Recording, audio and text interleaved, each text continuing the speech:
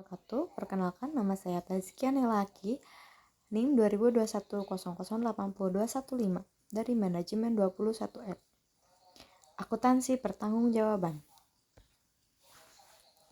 Pusat biaya atau cost center adalah pusat pertanggungjawaban di mana manajer pusat biaya memiliki kendali atas biaya yang dikeluarkan dan otoritas untuk mengambil keputusan-keputusan yang mempengaruhi biaya tersebut. Pusat biaya merupakan jenis pusat pertanggungjawaban yang digunakan secara luas.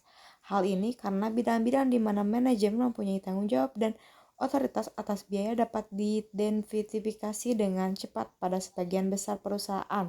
Pusat biaya bisa relatif kecil dan bisa juga sangat besar. Pusat biaya besar terdiri atas pusat-pusat biaya yang lebih kecil. Metode biaya standar dan metode anggaran fleksibel adalah metode yang lazim dipakai untuk memberikan umpan balik dalam pusat biaya.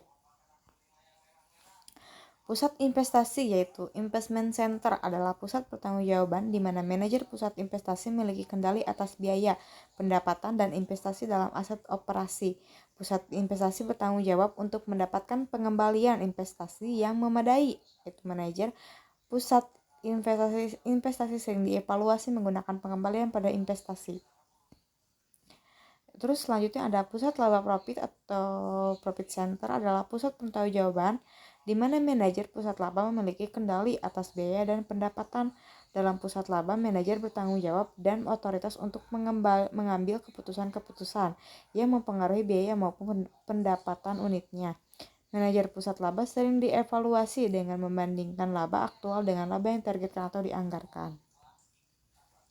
Pusat investasi bertanggung jawab untuk mendapatkan pengembalian investasi yang memadai. Berikut ini menyajikan dua metode untuk mengevaluasi aspek kinerja pusat investasi. Yang pertama yaitu ada pusat pengembalian investasi atau return on investment, yaitu manajer pusat investasi mengembangkan tanggung jawab atas pendapatan atau beban laba operasi terkendalikan merupakan bagian esensial dari pelaporan pusat investasi.